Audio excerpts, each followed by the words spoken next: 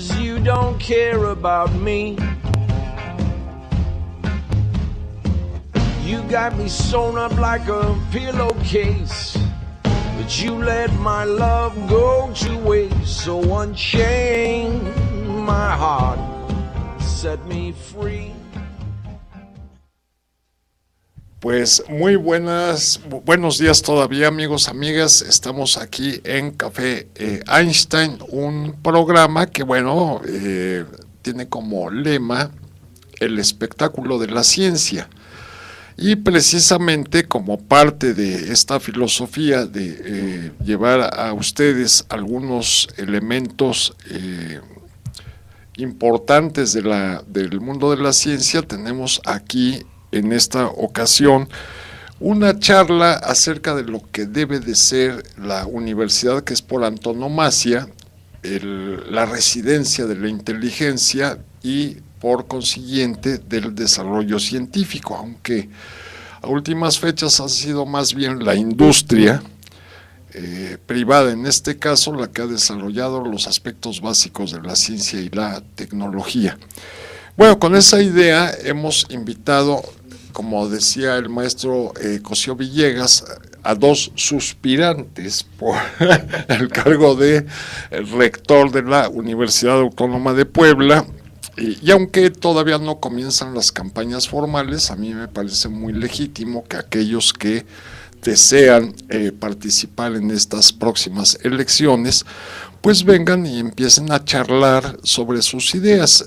Yo no soy muy amigo de los debates, porque el debate en radio normalmente debe de seguir un formato que está bajo el dominio del tiempo y entonces no le permite a los participantes desarrollar realmente en término debate sus ideas. Y entonces yo creo que una charla es el mejor camino, no es una entrevista. Yo no soy un profesional del asunto, entonces lo trato de llevar así como una charla. Además, tengo un especial aprecio por los dos candidatos, uno Daniel Alcántara, que está inmediatamente aquí a mi izquierda, a la derecha de ustedes, y ya muy conocido de esta estación, el maestro Antonio Robledo Mesa. Uno es economista, Daniel, el otro es filósofo, Antonio.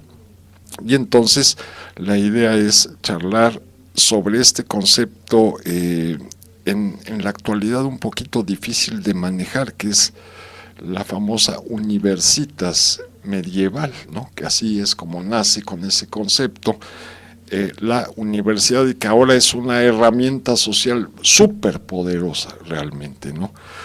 Y entonces, comenzaría esta charla con un comentario. Si ustedes desean ser rectores de la universidad, que es la universidad pública en este estado y una de las más importantes de la República, quiere decir que consideran que hay algunos puntos que deben de cambiarse y que deben de modificarse y que deben de seguir otro cauce.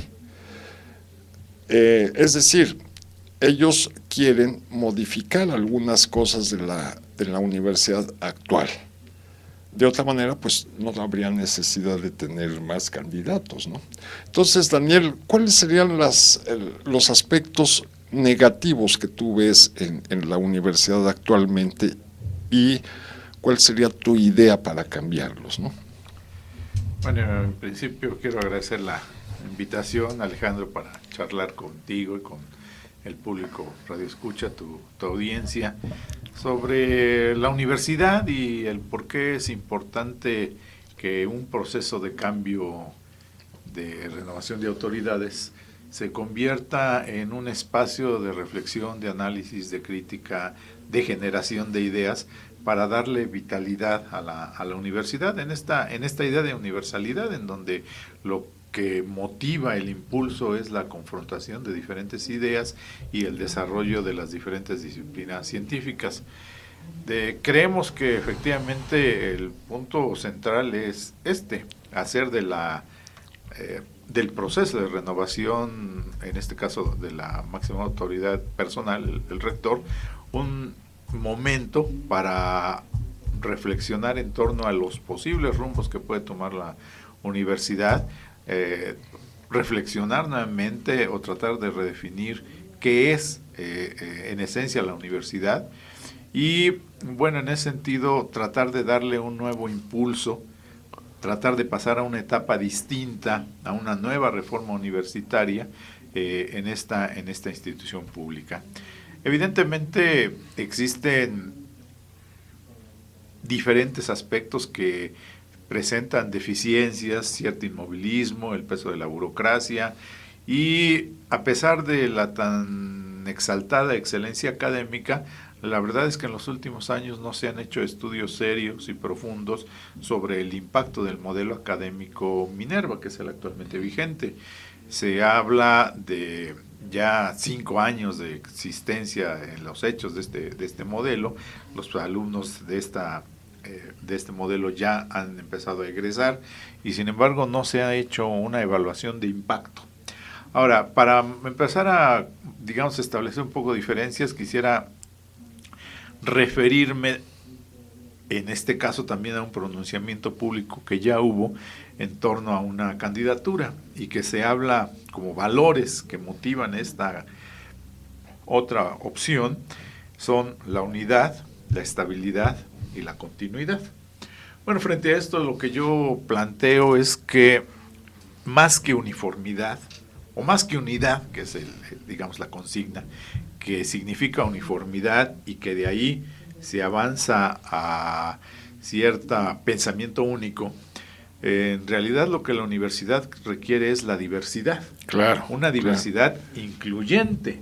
Es decir, no pensamos que lo más adecuado sean las famosas candidaturas de unidad o la unidad de toda costa, que en algunos otros contextos político-electorales en nuestro país y en otros países se ha planteado, es decir, unidad a toda costa. No, yo creo que en el caso de la universidad, y estamos en un terreno científico y académico, cultural, lo que enriquece, lo que nutre es la diversidad.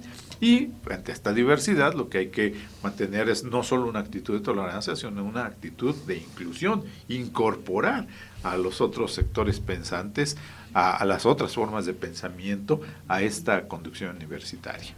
La otra consideración que a mí me parece fundamental es respecto a lo que plantean de estabilidad.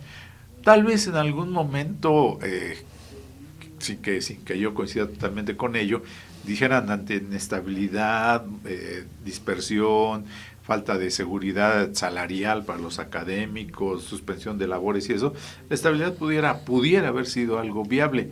No lo considero así, pero hoy menos. Hoy plantear que un valor debe ser la estabilidad cuando la universidad viene institucionalmente funcionando, pues me parece algo totalmente hueco. Es decir, ¿qué estabilidad estamos reclamando? No, yo creo que lo que la universidad necesita es exactamente lo contrario.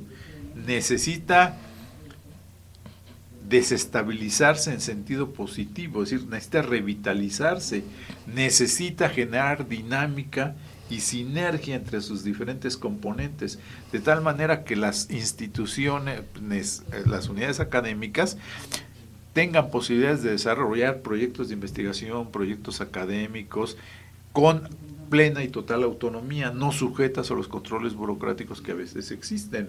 Entonces lo que nosotros planteamos frente a la idea de estabilidad es exactamente dinámica y sinergias para revitalizar el quehacer institucional, no la estabilidad que lleva al inmovilismo. Y finalmente la idea esta de la continuidad. Bueno, no se trata de poner en tela de juicio o no los logros de la administración saliente. Hay muchas opiniones, desde los que lo exaltan hasta que los consideran que ha sido totalmente negativo y hueco el quehacer institucional. Pero lo que yo digo, la pregunta es, ¿queremos más de lo mismo? Y mi planteamiento es no. Lo que la universidad, como lo mencioné al principio, necesita una revolución cultural académica entendida por una transformación profunda de la forma de ser y existir institucional. Muy bien, Daniel. Bueno, pues escucharon ustedes esta idea de hacer literalmente, decirlo por supuesto de una manera simbólica, explotar a la universidad, ¿no? Pero en ese sentido, Toño, yo creo que yo veo desde fuera, soy desde luego un devoto universitario, aunque no estoy en la tropa universitaria actualmente, ¿no? Pero yo veo que hay muchas acciones universitarias que tienden a fortalecer la planta académica y la planta administrativa. Sin embargo, creo que el objetivo de la universidad son los estudiantes, no la discusión en torno a que ganen más o menos los trabajadores o que haya instalaciones X, Y o Z. Si vemos, por ejemplo, las instalaciones de la Universidad de Cambridge, en Inglaterra, o de Oxford, no crean ustedes que son los salones que tienen algunas universidades estadounidenses llenos de tecnología, ¿no? Son salones incómodos, mal alumbrados, mal ventilados. Si a eso vamos, diríamos. Sin embargo, en estas universidades importantes, el peso de la universidad descansa en la formación de los estudiantes, en donde se estimula la imaginación y la creatividad, lo cual creo que le falta mucho en este sentido a la Universidad Autónoma de Puebla y en general a las universidades de los países latinoamericanos. ¿No crees, Toño? Matizaría yo un poco esta visión de la universidad latinoamericana y mexicana, o más puntualmente la poblana. Creo que las cosas pudieran ser más graves de lo que son, que la permanencia y la vigencia e importancia de una universidad como de la que nos estamos ocupando es precisamente la vitalidad de sus comunidades académicas. Tú hablas de la formación de los jóvenes, pero alguien debe formarlos. La idea de una universidad, de una escuela, es que la experiencia acumulada por los adultos, pues se comunique a los jóvenes, de manera tal que si el método es adecuado, los jóvenes van a superar a la generación que sirvió de plataforma para conocer la tradición. Entonces, una visión que yo considero debe discutirse es el papel de la tradición en esto que tú planteas, la innovación, la originalidad, la posibilidad de esta innovación y originalidad por parte de las nuevas generaciones. Ya en el programa anterior mencionaba que había que superar esta postura de poner el acento en la erudición. Efectivamente, el estudio que lleva a la erudición, pues simplemente es un paso para lo que debe ser la culminación de cualquier estudio en una universidad. Esta conclusión tiene que ser el planteamiento de problemas. Y los problemas, obviamente, son históricos. ¿Qué quiero decir con esto? Que cada sociedad debe ser capaz de formular los problemas que está viviendo y que debe resolver. Y son inéditos. Y entonces, la erudición que nos permite conocer los problemas del pasado y las soluciones que se ofrecieron para resolverlos, pues tienen que servir simplemente como una inspiración para lograr la formulación de los problemas vigentes y pues que esta formulación sirva a muchos otros para investigarlos y tratar de formular soluciones. Hay un error metodológico gravísimo cuando se piensa que los problemas de antaño siguen vigentes y que además, como esos problemas fueron resueltos de alguna manera utilizando cierta solución, la solución es única y esa debe seguirse repitiendo. Los hechos nos muestran que no es así, que no solamente en Puebla, en México, sino en el mundo, hay graves problemas que incluso no se ha formulado correctamente. Yo ponía, por ejemplo, el asunto del desempleo, ¿sí?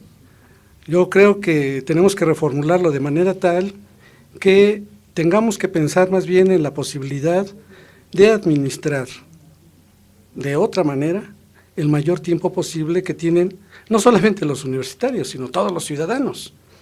Y en este sentido, una universidad pública tiene un compromiso no solamente para consigo misma, sino para con la sociedad que la alberga.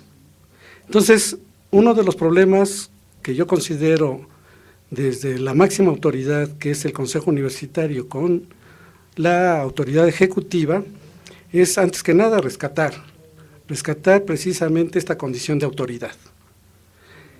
En los últimos tiempos hemos visto que proyectos políticos de ciertos grupos, ciertos personajes, han subordinado la autoridad universitaria a otras autoridades. Y esta subordinación obviamente opaca y en muchos casos incluso niega la posibilidad de la autonomía. La autonomía tiene que ver con la autoridad que pues la comunidad tiene y que está representado por algunos personajes, el rector, el consejo universitario, pero cuando esta autoridad se pierde a costa de, digamos, un proyecto a mediano plazo que pues subordina los intereses de la comunidad universitaria y por ende los intereses de la sociedad, pues la autonomía se pierde automáticamente. Entiendo que la autoridad en el mundo está en crisis. Hoy los estados nacionales cada vez tienen menos autonomía frente, digamos, a poderes fácticos como es el capital financiero, por decirlo de alguna manera. Las autoridades religiosas están siendo, digamos, combatidas de manera tal que hoy la autoridad que tenían personajes como, digamos, los ministros, los sacerdotes, han venido a menos. Y esto es una tendencia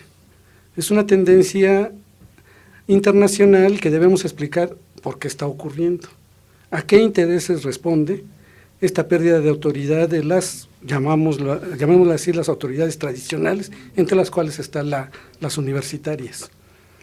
Y efectivamente creo que algo que nos podría ayudar a pensar las cosas de manera distinta es poner a la universidad dentro de un sistema que obviamente va más allá de las instancias académicas y que tiene que ver con las maneras en que una sociedad puede sobrevivir. Y esta sociedad puede ser local, nacional o internacional. Yo creo que un panorama más pertinente sería en términos de una aldea global. Y de hecho hay un lenguaje que se ha, digamos, hecho popular de la globalización. Yo nomás quisiera referirme a esto.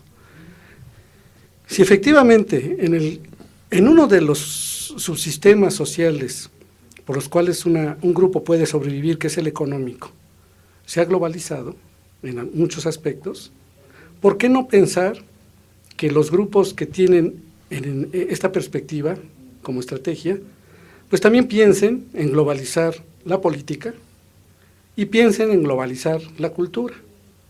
Ya también mencioné que en el campo cultural, con la aparición de las tecnologías, lo veo más difícil, porque lo que han promocionado más bien es la diversidad. Nos enteramos de cosas que antaño no sabíamos que existían y que tienen un valor universal en el campo cultural. Pero yo creo que después del económico vendría el intento, o sea, yo así me lo imagino, estoy especulando. Recuerden que la especulación es un campo que debemos utilizar precisamente para poder, digamos, acercarnos a las intencionalidades de otros agentes que pretenden la defensa muy racionalmente de sus objetivos. Entonces, los que ya tienen el poder económico, pues quisieran tener un mundo más ad hoc para poder desarrollar sus políticas sin mayores sobresaltos. Y esto tiene que ver con lo que ya en la ciencia ficción se ha tratado muchas veces, un Estado global, políticamente global. Entonces, por supuesto que estoy hablando de un proceso histórico, no se da de un día para otro ni de un año, pero yo ya veo la tendencia de reducir las autoridades tradicionales a casi un papel nulo para que, como en política no puede haber huecos, sea sustituido por una autoridad global. Ahora, los que pensamos, los que debiéramos pensar, tendríamos como obligación adivinar esas intencionalidades y tratar de explicarlas, no solamente de especular sin ton ni son. Y aquí sería, y con esto quiero terminar esta intervención, uno de los aspectos que creo que nos motiva a los que estamos aquí presentes, a Daniel y a mí, de que frente a esta política que se ha estado mencionando, de un candidato por la voluntad de un grupo, y así lo dicen, es por voluntad grupal, que es nuestro candidato, pues nosotros impulsemos una candidatura a partir de los argumentos, de que conozcamos incluso a aquel candidato que por voluntad de algunos está siendo postulado, pues discuta frente a la comunidad pues las ideas que tiene con respecto al pasado, al presente y a la proyección de la universidad pública en nuestro país, en el mundo y concretamente en Puebla. Gracias, Toño. Bueno, hay una situación interesante. A final del siglo XIX en Alemania, una vez que empezó la unificación de todo lo que posteriormente sea la Prusia, empezaron a detectar problemas serios en la educación alemana, que incluso no se hablaba ni siquiera el mismo alemán en el sur o en el norte. Y entonces, para resolver el problema, que era grave, los regionalismos, no solo en Alemania, en Italia también ocurría, en España, que sigue ocurriendo, estos regionalismos tan marcados. Y Alejandro, te interrumpo, lo que ocurrió con la Unión Soviética. Bueno, en tiempos más modernos en la Unión Soviética, pero en el caso concreto de Alemania, toda la parte de la República de Weimar dijo, bueno, señores, ¿quién puede resolver el problema? Tenían el equivalente a su secretario de Educación y bla, bla, bla, ¿no? Pero le dijeron, las universidades nos tienen que decir cómo organizamos el sistema educativo. Y efectivamente se apoyaron en las universidades alemanas y empezaron a hacer un sistema integral, desde el kindergarten, que por cierto es una palabra alemana que quiere decir jardín de niños, hasta la universidad. Fueron las universidades quienes diseñaron esos programas. Eso es por un lado, ese es un ejemplo histórico interesante. El otro, estamos, como ya lo mencionaste, Toño, en un problema muy interesante, las llamadas redes sociales y el acceso a la tecnología. Ya pues es no privativo de unos cuantos, empieza a extenderse paulatinamente, aunque también puede ser un indicador de pobreza el no tener acceso a estas tecnologías. Claro, no todo el mundo tiene acceso. Pero en este mundo, en donde efectivamente te enteras en cuestión de segundos de que el descarrilamiento de un tren en España, un choque en Perú o una manifestación en Siria o en Egipto, etcétera, nos ha cambiado totalmente la perspectiva de las cosas. Vemos a cada rato anuncios de que siga tal carrera por internet, siga esto por los medios de comunicación tal. O sea, empieza a ser mucho más individual la educación, y en un momento dado, además de todo, ya tenemos al gran hermano encima. Es decir, lo que ha declarado Snowden en Rusia, ex agente de la Agencia de Seguridad de Estados Unidos, de lo que hace su gobierno y probablemente el nuestro también con los propios ciudadanos. Producto también de la tecnología. Producto de la tecnología. Están haciendo eso. Y en ese contexto de cosas, y además agregándole el pésimo sistema escolarizado mexicano, ¿cuál sería el papel de una universidad pública como la Universidad Autónoma de Puebla, que puede ser un laboratorio interesantísimo para observar cómo se va desarrollando e integrando las nuevas tecnologías, un sistema escolarizado pésimo que la universidad ya no tiene tiempo de resolver en el estudiante. Yo he visto estudiantes universitarios cuando fui alguna vez profesor de la universidad, gente que me escribía aire en lugar de aire. Yo dije, pues este cuate ya está perdido para siempre. Formará parte en el mejor de los casos de los aprietabotones de alguna empresa, ¿no? Sí, no tiene mucho, escolares. Ya llegó con eso. La universidad su función no es corregir esos problemas, Diego, es otra su función. Pero en este contexto de la tecnología, de la escolarización pésima que tenemos, de un nivel de criminalidad verdaderamente bárbaro en este país, nos estamos volviendo cada día más salvajes. Programas van y programas vienen del gobierno federal para tratar de evitar el asunto. El caso es que sigue creciendo.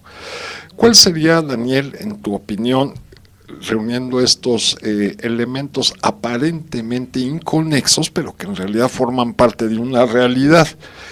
En esta complejísima realidad, ¿cuál crees tú que pueda ser el papel de una universidad pública como la de Puebla? Bueno, evidentemente yo sí creo que la razón de ser y de existir de las universidades son los propios estudiantes. Para eso se requiere, sí, una área académica sólida, consolidada, profesionalmente competente, con unas posibilidades de desarrollo profesional también como docentes, como investigadores, con formación pedagógica didáctica que permita realizar estas tareas. Todo eso también lo tienen que adquirir en la propia universidad. Difícilmente en otras instituciones pueden hacerlo. A lo mejor en otras instituciones universitarias, no necesariamente nuestra alma mater, pero sí a ese nivel, los posgrados de todo tipo que se generan, y en ese sentido la institución debe consolidar a este cuerpo académico de alto nivel de capacidad profesional. Pero el objetivo básicamente es formar a los universitarios. Ahora, ¿cómo formarlos? No hay, evidentemente, posibilidades de subsanar todas las deficiencias que muchos estudiantes arrastran desde la propia primaria. Pero sí es posible pensar en objetivos que generen ciudadanos cultos. Entonces, desde mi punto de vista, lo que la universidad tiene que hacer es generar profesionales altamente competentes para desenvolverse con éxito profesional en su área de competencia.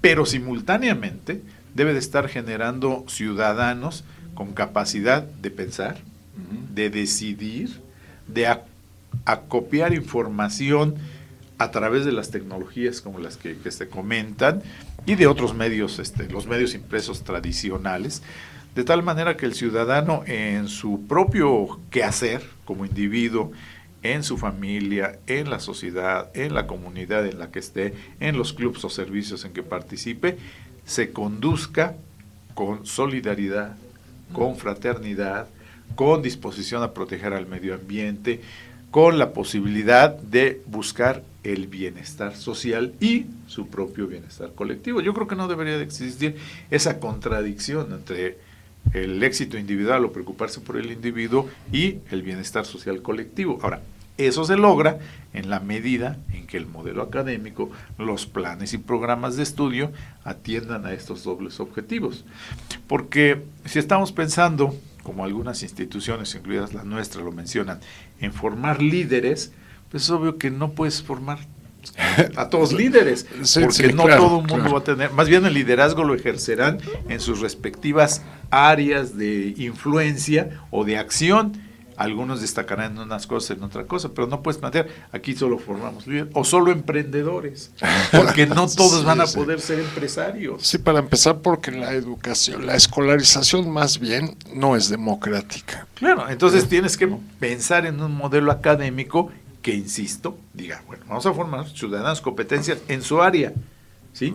Ingenieros, químicos, biólogos, médicos, en fin.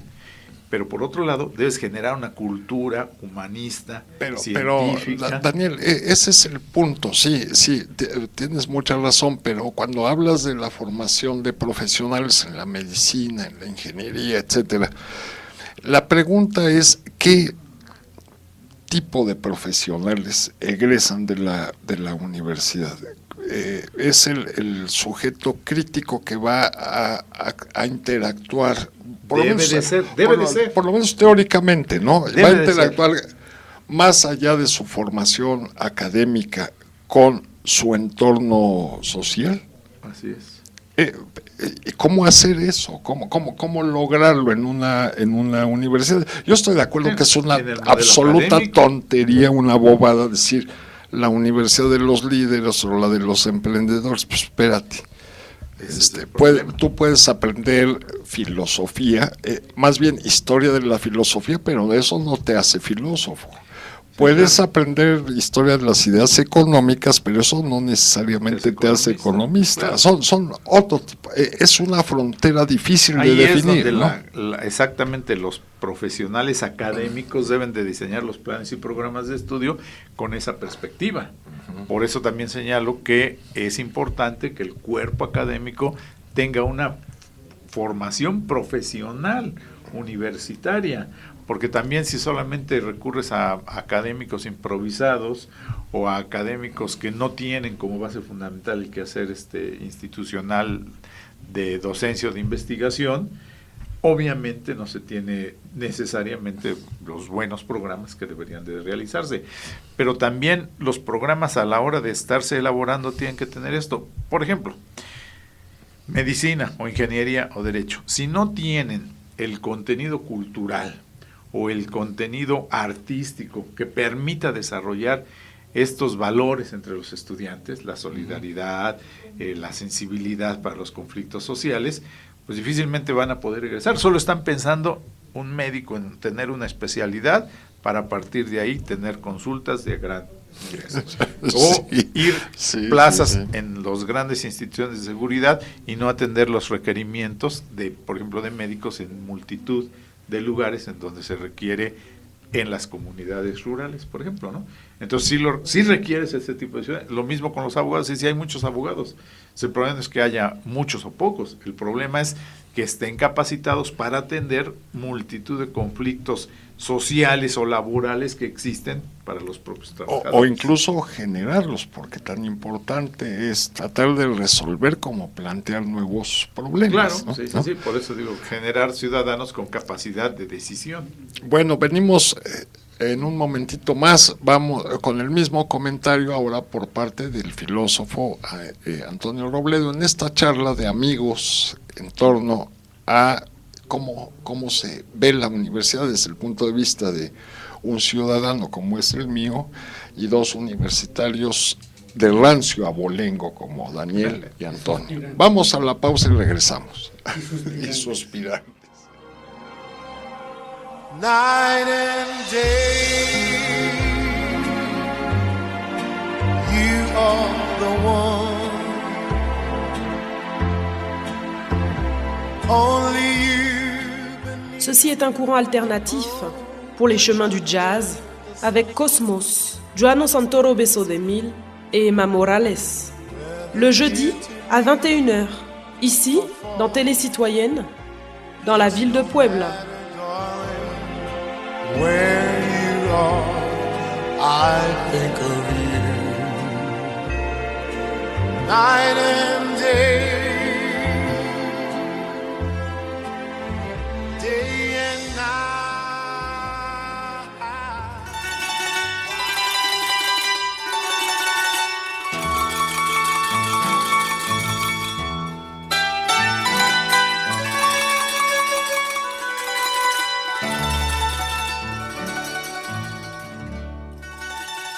L'universel chez les Mexicains, et les Mexicains dans l'universel. Ici, dans Télé Citoyenne, dans la ville de Puebla.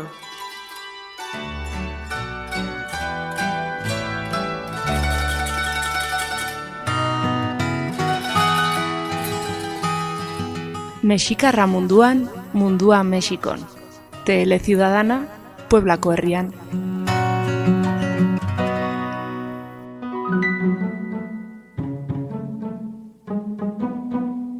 Ver trashumantes no puede ser escrita, no puedes imaginarla. Algo así como algo delicioso, no sé, algo así como nutritivamente. Sí, bueno, tiene que ver con cuestiones de revolución y todo eso, ¿no? No lo creas, pero escúchalo. Ve trashumantes.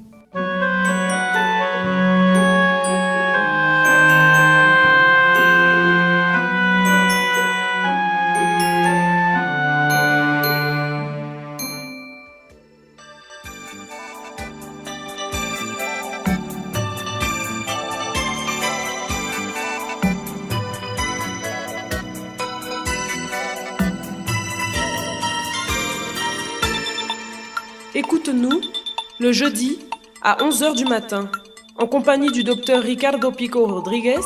Le programme est seulement pour nerds et laisse-toi aller, ici, dans Télé Citoyenne, dans la ville de Puebla.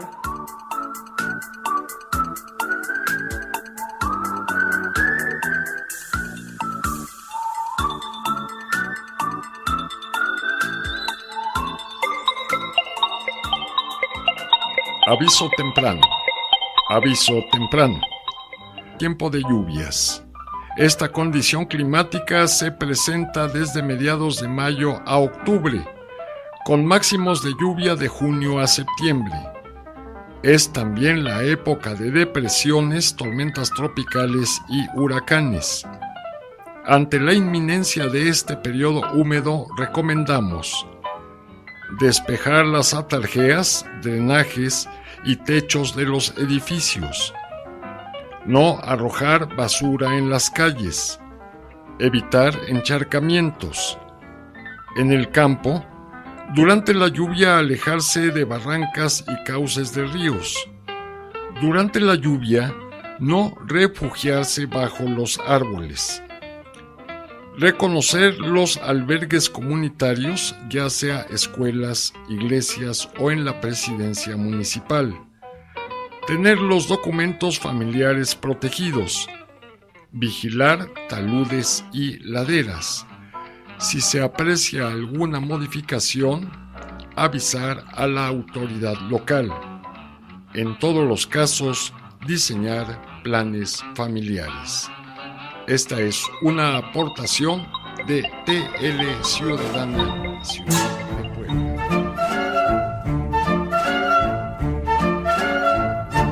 México en lo universal y lo universal en lo mexicano.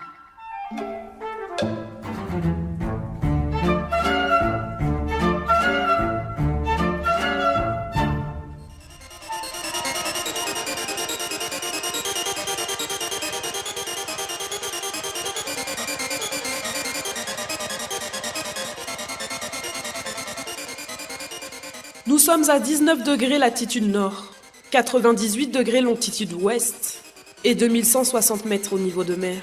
Ici, dans Télé Citoyenne, dans la ville de Puebla, au centre de la République mexicaine.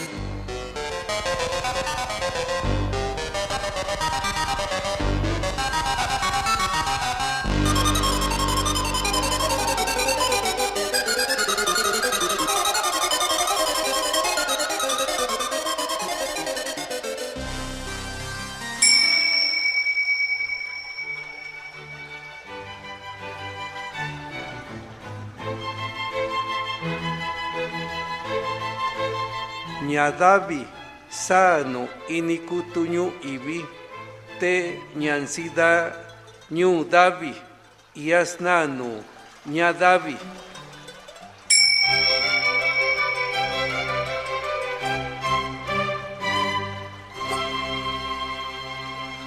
Tele Ciudadana. Hasta la vista. Tele Ciudadana.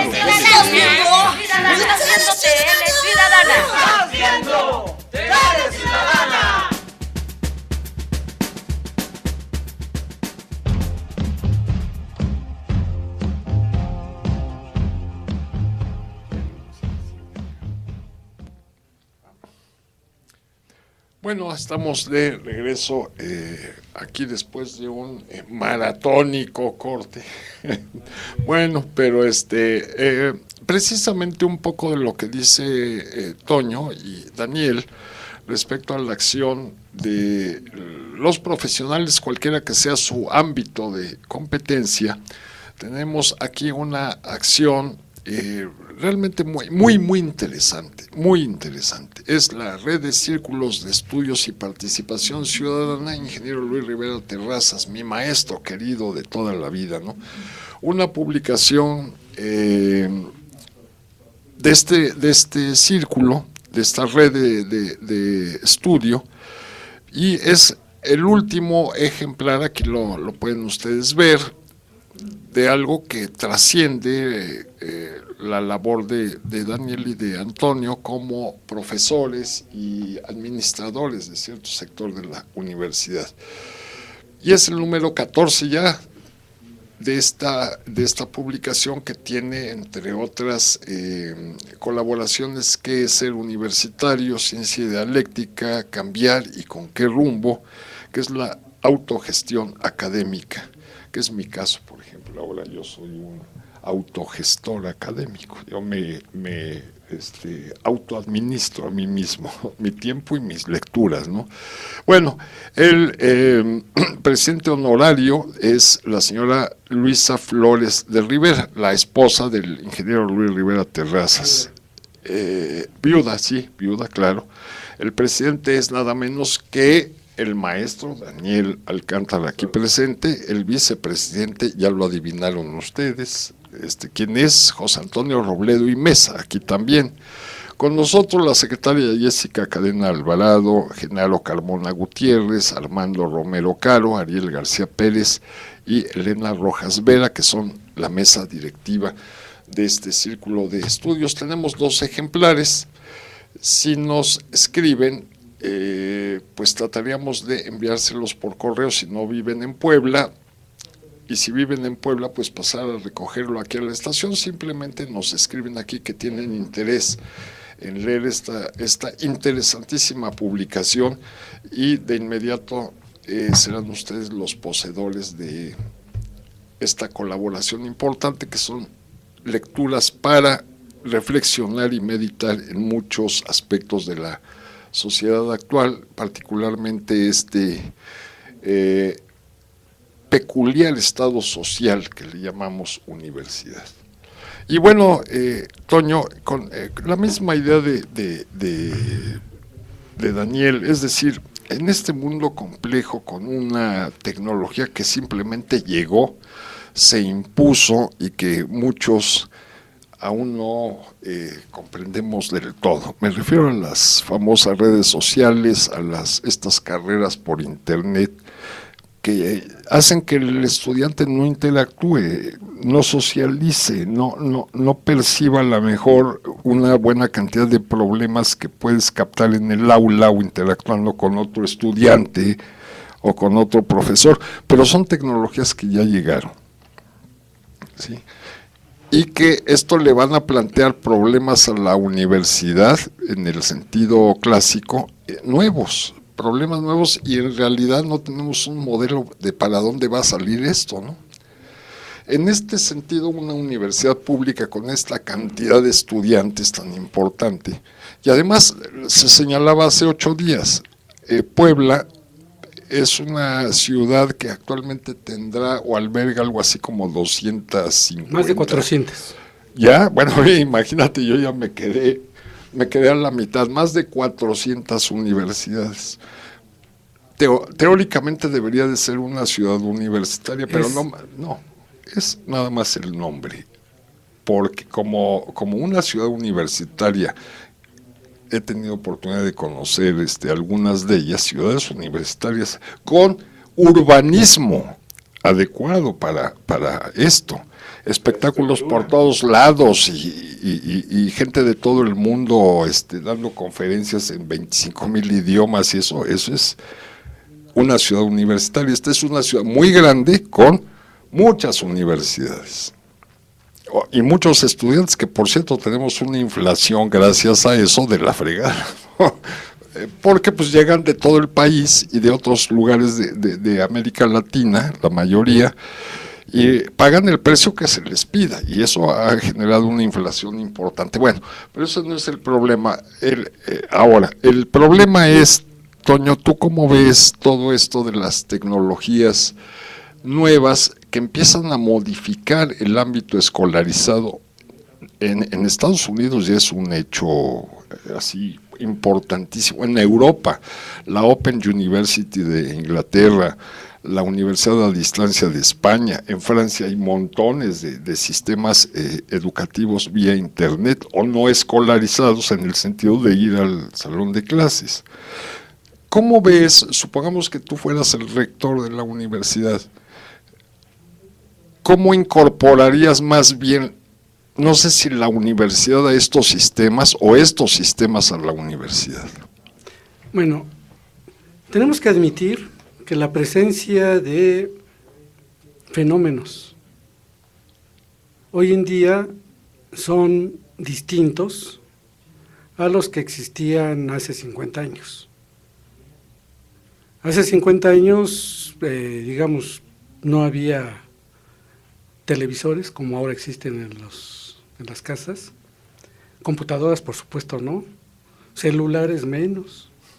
O sea, estamos viviendo en condiciones harto distintas hace 10 años, para no irnos 50 años. Hablas de la presencia de los artefactos estos de la comunicación, como son las computadoras, los celulares, hoy las tabletas, ¿sí? Que se quiera o no, están ya. Incluso una de las tecnologías que más rápidamente se democratizó, y creo que no hay otra, como es el teléfono celular, pues ya forma parte de los artefactos comunes y corrientes. Si esto es información, son hechos, las universidades deben admitirlos y no tratar de sacar adelante una estructura como si estos hechos no existieran, sino primero hay que reconocerlos e integrarlos a una explicación de qué es lo que está pasando en una sociedad para que la universidad pueda responder a esas necesidades, esos intereses, esos deseos que quiere una población que yo creo que a pesar de que no impacta a todos los miembros de una sociedad, debemos construir un lenguaje universal de manera tal que haga posible el que todo esto sea accesible a cualquiera. Sabemos que esto no es así. Pero si partimos del hecho de que no admitimos ni siquiera en términos conceptuales esta universalización del uso de estas herramientas, estos instrumentos de trabajo, y de trabajo que tiene que ser de muchos tipos, pero fundamentalmente intelectual, ¿sí? Creo que estaríamos errando el camino. A lo mejor no todos van a tener finalmente posibilidades, pero el discurso no debe limitarse a partir de definir las cosas para una élite. Bueno, por lo menos la universidad pública debe ir más allá, aunque debe admitirse que estas situaciones a lo mejor son insuperables. Bien, no solamente en la presencia de estos artefactos en la sociedad la ha impactado, sino en el campo académico, las disciplinas han establecido contactos inéditos de manera tal, que incluso tú usaste una palabra, que ahora se ha vuelto común y corriente, aunque sin reflexionar sobre su significado, que es la complejidad. Hoy tenemos estudios, por ejemplo, donde vinculan el arte con el cerebro y toman como ejemplos de la complejidad cualquier manifestación artística y el cerebro humano. Bueno, ¿de qué manera el cerebro humano y el arte se corresponden a la complejidad del universo? ¿Cómo el universo registra su complejidad en los cerebros actuales del hombre y el hombre a su vez se vuelve manifestante de esta complejidad a través de lo que produce, que es ciencia y arte?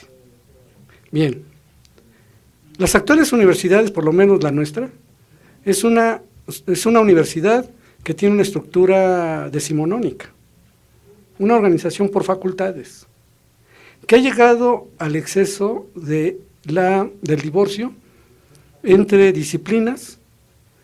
Yo formo parte de la Facultad de Filosofía y Letras, donde pues, están los historiadores, los lingüistas, los literatos, los antropólogos y los filósofos. No hay absolutamente comunicación en la misma facultad de los miembros de esta facultad. Entonces cada quien anda en sus asuntos. Ahora, pensemos en esta otra posibilidad de la comunicación entre las ciencias y las humanidades. Bueno, si ni los humanistas nos podemos comunicar entre nosotros, pues es más difícil. Y yo creo que la iniciativa puede venir de los dos lados, pero los humanistas creo que tenemos una mayor obligación para iniciar este proceso. Bueno, es como el caso de las dos culturas, que escribió el ensayo famosísimo y clásico C.P. Snow, el bioquímico inglés. Lo escribió en 57, o sea, del siglo pasado, o sea que no es un problema tan nuevo. No, estos dos mundos. Sí, el que lo plantea, digamos, en términos conceptuales es Kant. Por un lado están los científicos y por otro los filósofos de la ciencia. Entonces empieza el divorcio, digamos, en términos académicos, que se vio que más bien era el obstáculo, y es obvio que así sea, de la comunicación entre los cerebros humanos. Bien, lo que quiero decir es que entonces debemos pensar en una estructura que corresponda a la nueva arquitectónica del conocimiento. Y a lo mejor la palabra que nos pueda ayudar es, las cosas son más complejas de lo que pensábamos. O más simples. Bueno, de hecho, hay nada más un paréntesis aclaratorio. Actualmente en algunas universidades, me refiero al Instituto de Palo Alto en California o en alguna región en Trieste, en Italia, existe el Instituto de Investigación de la Complejidad. La complejidad no se refiere nada más a muchas cosas, sino a la interacción de muchas cosas simultáneamente. Y para abordar este tipo de problemas de cómo los humanos los aprendemos con H intermedia, cómo los agarramos, vamos a decir así, se ha formado toda una rama nueva, totalmente novedosa, que se llaman las ciencias cognitivas. Y entre las ciencias cognitivas tiene una rama de investigación fundamental que es la inteligencia artificial. Si acaso alcanzamos algún día a definir qué es inteligencia. Bueno, este es simplemente un paréntesis de lo que está. No solamente pero complejidad es eso, o sea, es una ciencia actualmente fuertemente matemática, por cierto. Sí, no solamente en Palo Alto. En México hay dos experiencias notables. Yo tuve oportunidad de establecer contacto en un caso más fácilmente que en otro. El Hospital General de la Ciudad de México, pues desarrolló, no sé si los continúe, un proyecto precisamente de ciencias cognitivas, donde integraba pues a todos los interesados en participar en este proyecto, cuyo objetivo, digámoslo en forma muy sencilla, era construir un lenguaje común entre todos los especialistas. Está el otro proyecto que es muy costosísimo, muy costoso, que está en la Universidad Nacional Autónoma de México sobre ciencias cognitivas. Uno puede encontrar sus publicaciones en esta colección de crítica y pues cada año hace congresos por invitación, es carísimo. O sea, no puede uno ir e invitarse solo y llevar, no. Sí. Tiene que ser una invitación explícita. Bueno, son intentos. Se comentaba aquí en este proyecto más popular del Hospital General de la Ciudad de México, que en el caso de la Universidad Nacional Autónoma de México el proyecto había fracasado desde casi el principio, porque los especialistas, en lugar de socializar e intentar producir un lenguaje común, se habían organizado nuevamente en feudos. Entonces había los computólogos, había los biólogos, En este otro espacio, donde yo incluso tuve oportunidad de participar, era más factible. había menos recursos económicos, había más ganas de hacer cosas, y yo tuve la oportunidad, por ejemplo, de trabajar con un computólogo, y el director decía, tú sigue pensando en tus metáforas, o sea, como filósofo, piensa en tus metáforas. El computólogo te las tiene que atrapar en un programa de computación.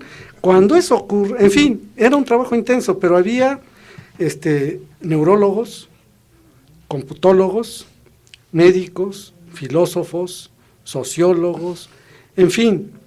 Y a esto quiero llegar cuando hablo de que si la arquitectónica de los conocimientos se ha modificado y que hay comunicación entre biólogos, historiadores, artistas, incluso los tanques del saber en los Estados Unidos, consiste precisamente en una área agrupar a, digamos, a representantes de todas las disciplinas para que vivan durante un tiempo y que produzcan cosas que surjan de ese contacto.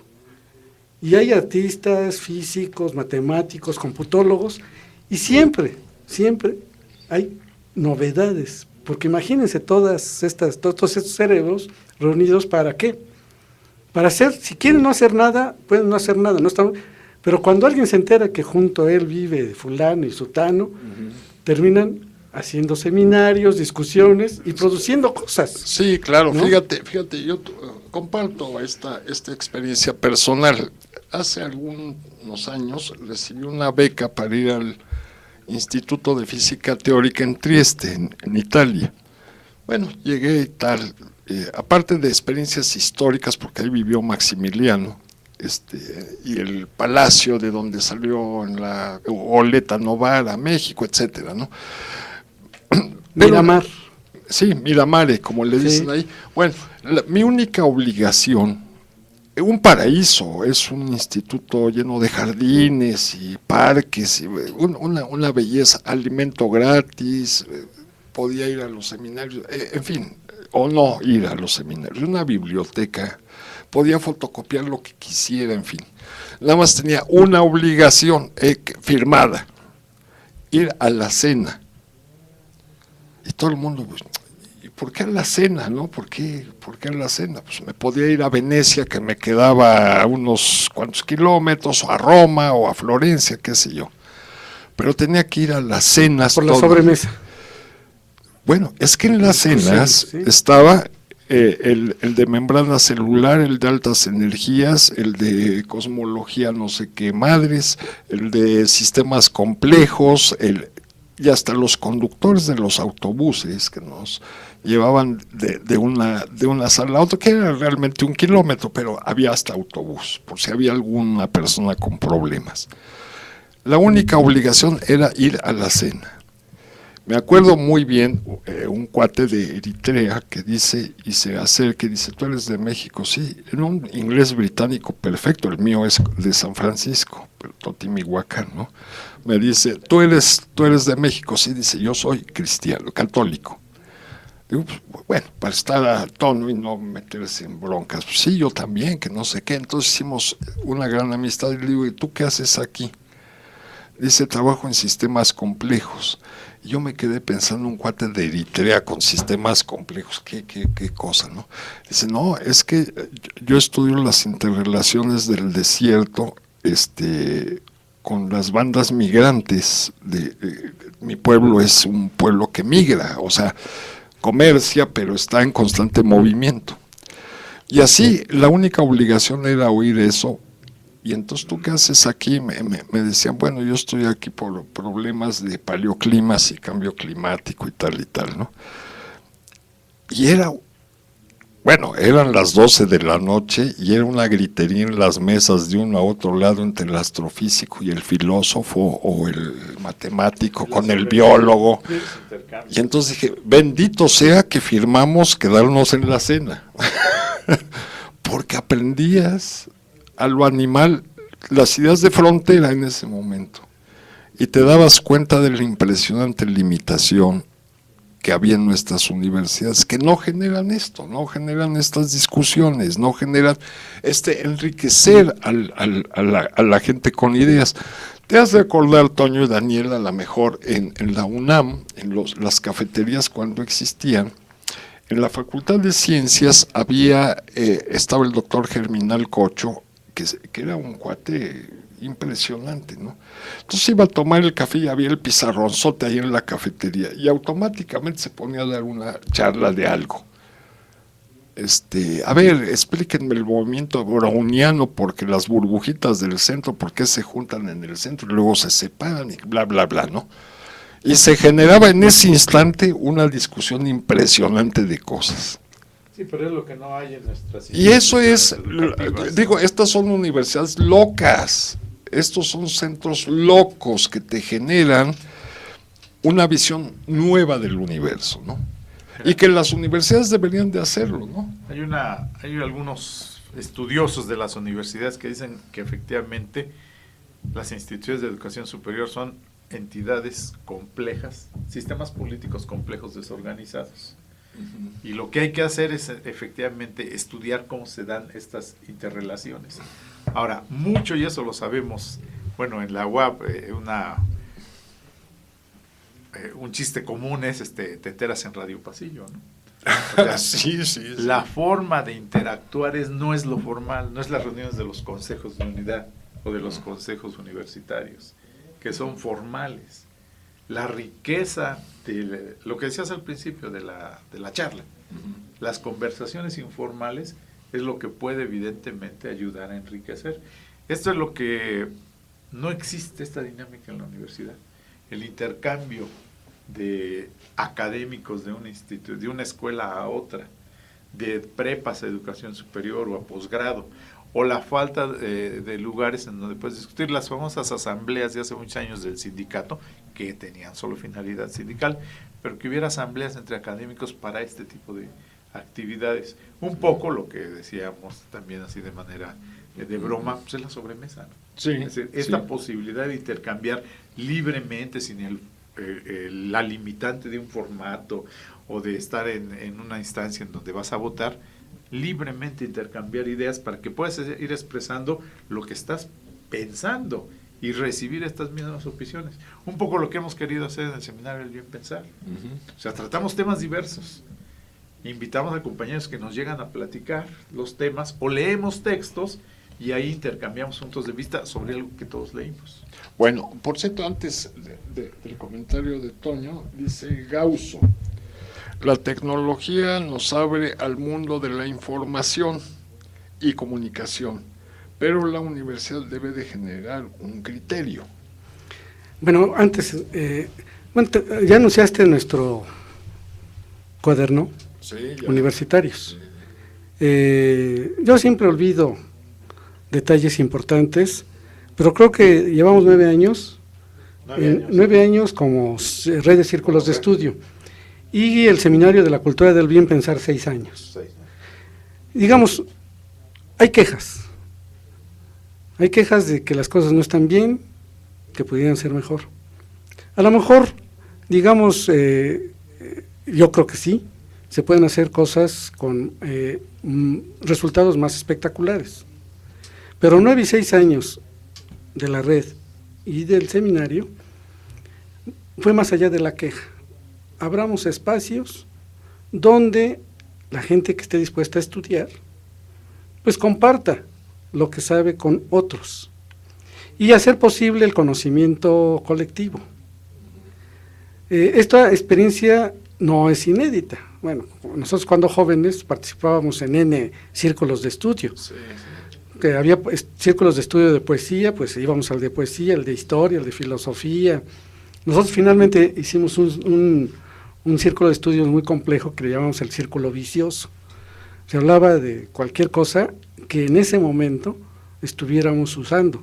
Si comíamos pan, alguien preparaba una charla sobre el pan que estábamos comiendo, el vino que tomábamos, la música que escuchábamos, en fin, hacer posible el conocimiento colectivo. Hoy resulta harto significativo que cuando uno termina una charla o una clase, tiene que preguntar a los estudiantes si tienen preguntas. Y por lo regular no hay preguntas. Entonces, el silencio es dijo un indicador. cínico que no hay soluciones porque no hay problemas. En época de Echeverría, ¿se acuerdan? ¿No? Sí. Bueno, el silencio es harto indicativo de lo que está pasando. Sí. Es de lo que tendría que modificarse. Ahora, ¿cómo hacerlo? Efectivamente, tenemos información, por ejemplo, de la neurología. No todos los cerebros son idénticos. Y al no ser idénticos los cerebros, si esto lo unimos a las biografías de las personas que los portan, es obvio que ese cerebro tiene registradas experiencias únicas. No todos tienen los mismos intereses, no todos tienen los mismos deseos, las mismas inclinaciones. Sin embargo, la estructura de la universidad actual supone que esto más o menos es homogéneo, aun cuando la ciencia nos advierte que hay una mayor diversidad de la que suponemos. Sí, claro. ¿Qué podríamos intentar? No quiere decir esto que nos va a conducir al éxito. Recordemos que la experiencia humana se constituye de experiencias y fracasos. Bueno, dicen que el método científico es eso, ¿sí? Entonces, podría intentarse, para posibilitar el aprendizaje colectivo, espacios que fueran distintos a los ahora existentes. No necesariamente significa que todos deben participar de esos espacios, sino que se posibiliten esos espacios para que los que estén interesados puedan integrarse. Y tiene que ser, digamos, definidos por una voluntad política de las autoridades universitarias. Pues ni modo, hay que pensar en el Consejo Universitario, en las vicerrectorías y sus consejos, pero digamos, a través de una disposición de la autoridad ejecutiva, pues empezar a explorar esta posibilidad de estos espacios, digamos, de permanente aprendizaje. Yo les he dado ese nombre. La gente esté dispuesta a aprender permanentemente, no defender teorías, no defender ideas, sino tratar de producir cada vez más con la información que se va adquiriendo.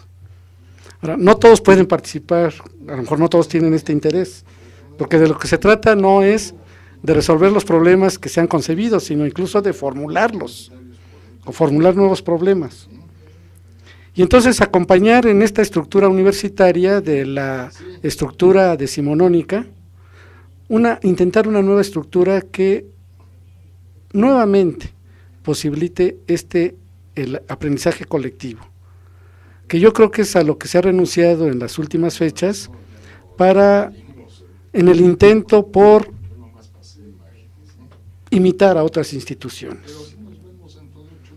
Está muy bien lo que pasa en Inglaterra, lo que pasa en Alemania, pero a veces nos olvidamos que los mexicanos nos estamos inventando a nosotros mismos todo el tiempo. Somos un Estado-nación muy joven, con instituciones tan sólidas que nos han mantenido vigentes en el mundo. Somos una de las culturas, digamos, que produce en términos artísticos, pues productos de notable calidad, de calidad universal. Y entonces, yo siempre tengo esta metáfora, mientras que en Europa, por ejemplo, las instituciones se han desarrollado con cierto ritmo, yo le llamo maleriano, muy lentamente, ¿sí? Aquí nosotros necesitamos correr para sobrevivir, porque siempre estamos nosotros como los primeros críticos de nosotros mismos. ¿Por qué no lo hacemos como? Sin embargo, los resultados, y debemos admirarnos de eso, y con esto concluyo, tan admirado estoy porque las cosas pudieran estar peor. Y sin embargo, no lo están. En otros lugares a lo mejor las condiciones, dice Cosmo, bueno, dice Alejandro, caóticas en las que vivimos los mexicanos, ¿sí? Es imposible verlas en otro lugar donde hay un mayor orden. Bueno, si hemos podido sobrevivir en esto que parece caos, y aquí quiero referirme a una cosa, caos y orden son conceptos que no necesariamente corresponden con la realidad.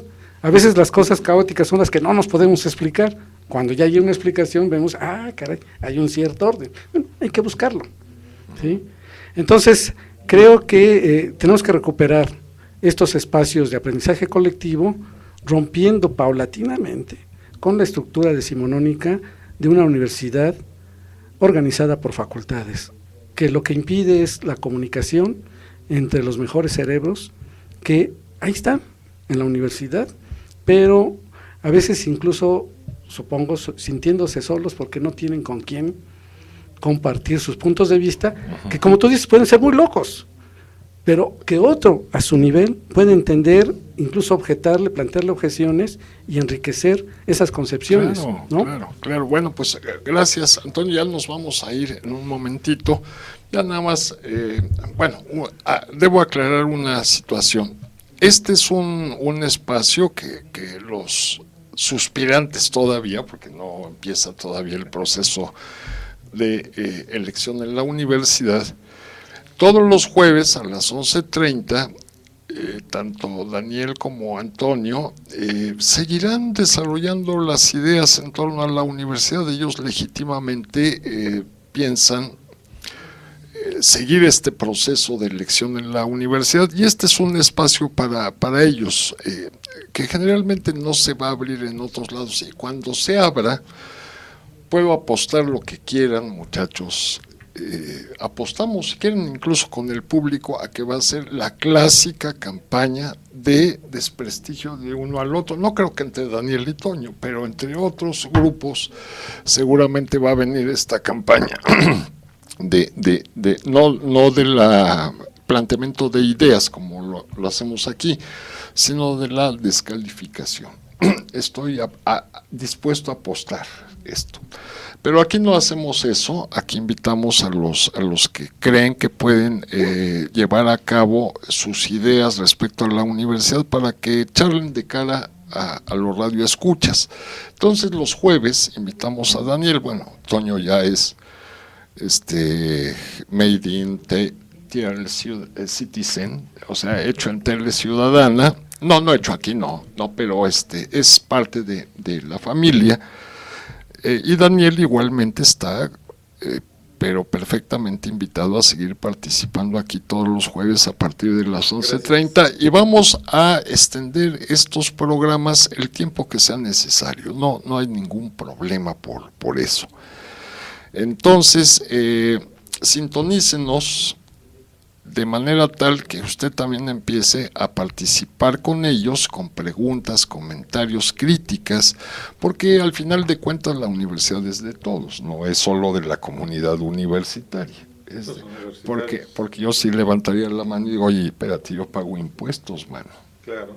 Sí, de hecho nosotros estamos invitando a un coloquio para el 27 y 28 de agosto, y bueno, aquí cuando digo estamos invitando no a nombre de la red de círculos de estudio, sino a nombre de la Dirección General de Difusión Cultural, la cual me honro en presidir, un coloquio que estamos denominando Universidad Pública, Desafíos y Responsabilidad Social.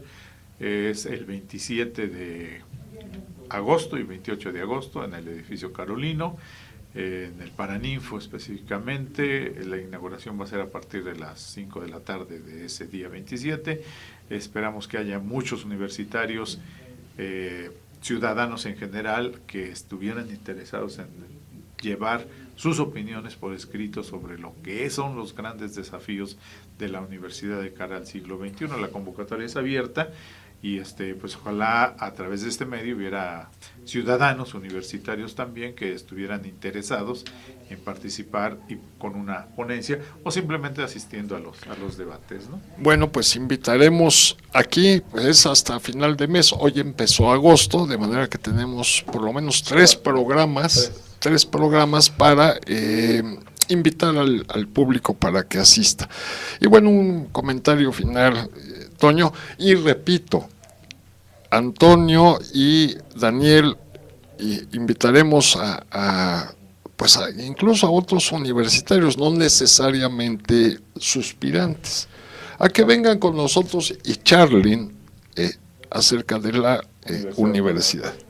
Yo el único comentario es que, ya que Alejandro Rivera se mostró muy exigente con esto de que la universidad es pública y tienen que participar todos los que pagan impuestos, que esperamos una su ponencia para que después, entonces, está comprometido a esa participación. Es que, honradamente hablando, sí está bien eso, y como dicen, ya me agarraron con los dedos entre la puerta, pero lo que pasa es que tengo otro compromiso, que tengo que entregar un trabajo para principios de septiembre, y ahí sí tengo bueno, entre quejas y pretextos nos vemos todos los días. Bueno, ¿no? pero trataré por lo menos de asistir, sí, por supuesto, ¿no? Por lo menos de asistir.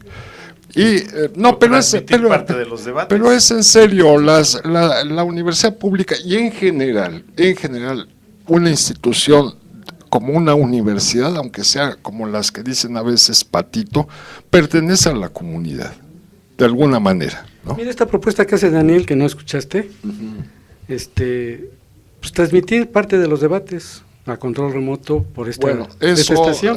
A los dueños del balón, ahí pásenles esto, muchachos, porque esto es cosa de ellos. Esto estaría muy muy interesante, realmente transmitirlo vía internet, porque esta es una estación que tiene mucho de universitario. Claro. Mucho.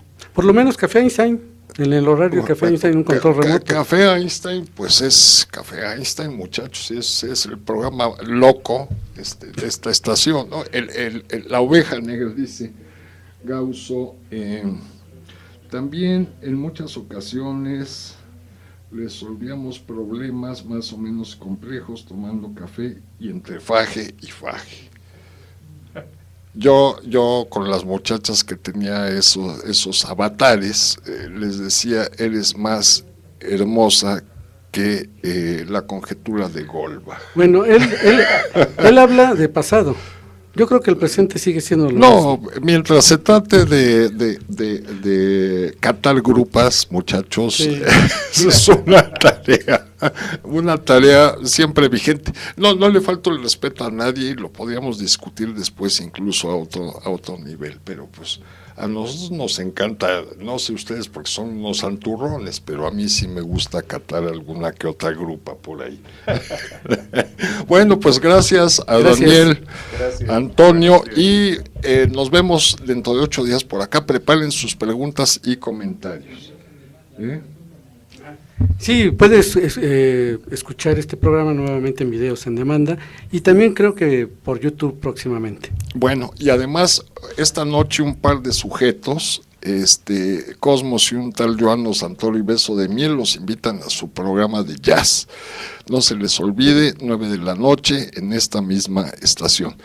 Gracias a don Marco Gutiérrez, nos estamos escuchando entonces dentro de 8 días. Muy buenas tardes.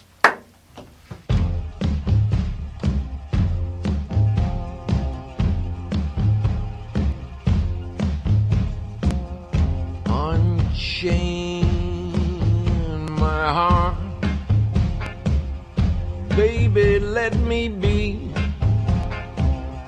Unchain my heart, 'cause you don't care about me.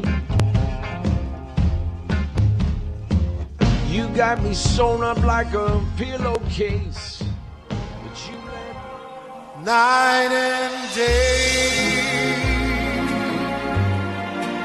You are the one,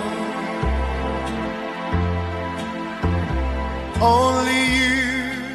Ceci est un courant alternatif pour les chemins du jazz avec Cosmos, Joano Santoro Beso de Mil et Emma Morales.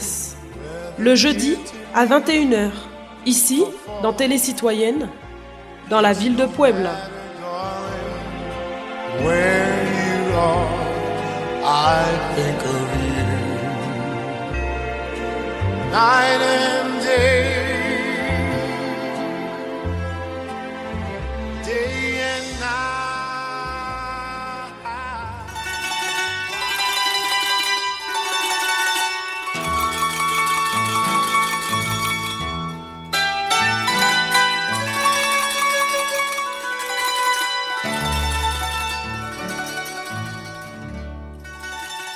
L'universel chez les Mexicains. Et les Mexicains dans l'universel. Ici, dans Télé Citoyenne, dans la ville de Puebla.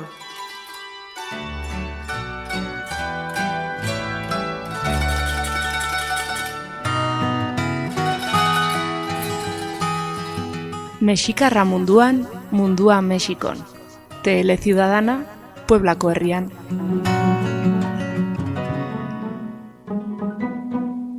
Ver trashumantes no puede ser escrita, no puedes imaginarla.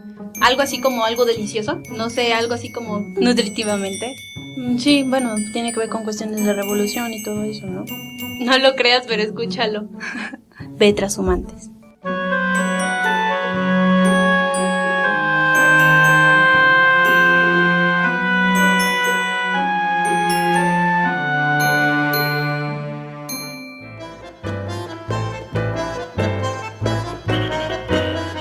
Aviso temprano.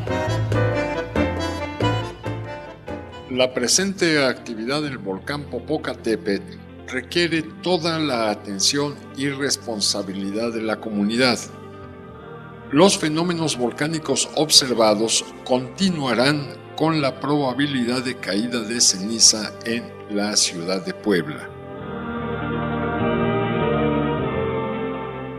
TL Ciudadana recomienda observar frecuentemente el volcán, cuando, claro, las condiciones lo permitan.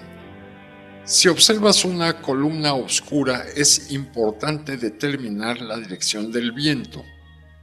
Si la nube se aproxima a la ciudad de Puebla, tienes unos 25 a 30 minutos para cerrar ventanas, proteger equipo electrónico, dotar a tu familia y amigos de cubrebocas, proteger la entrada de tinacos y cisternas y no comer nada en la vía pública.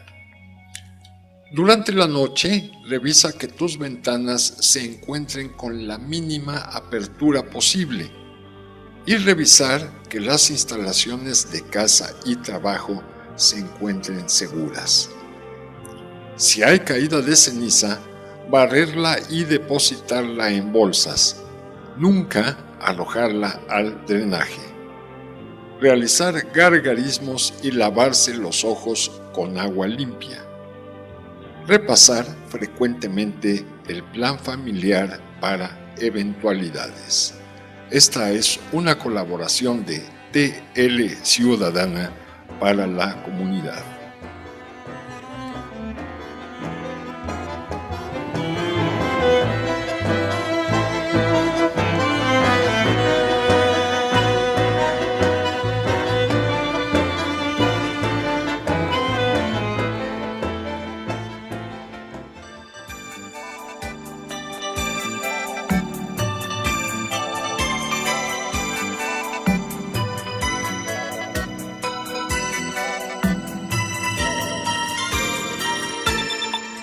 Écoute-nous le jeudi à 11h du matin, en compagnie du docteur Ricardo Pico Rodriguez. Le programme est seulement pour nerds et laisse-toi aller, ici, dans Télé Citoyenne, dans la ville de Puebla.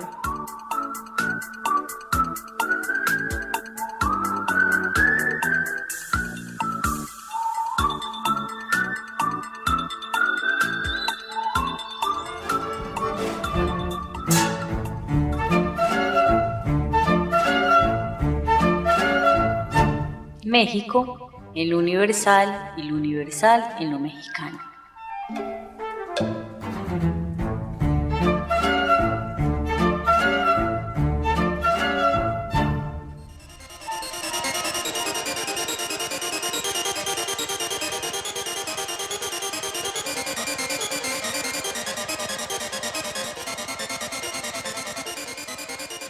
Nous sommes à 19 degrés latitude nord, 98 degrés longitude ouest et 2160 mètres au niveau de mer. Ici, dans Télé Citoyenne, dans la ville de Puebla, au centre de la République mexicaine.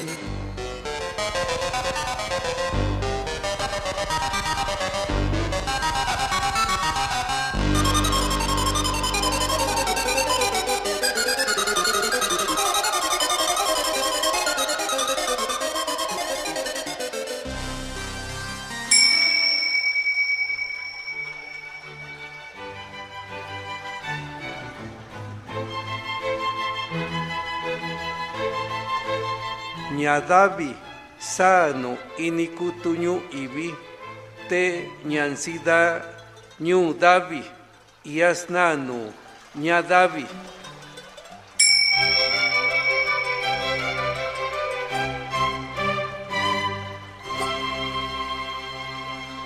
Tele Ciudadana. Hasta la vista. Tele Ciudadana.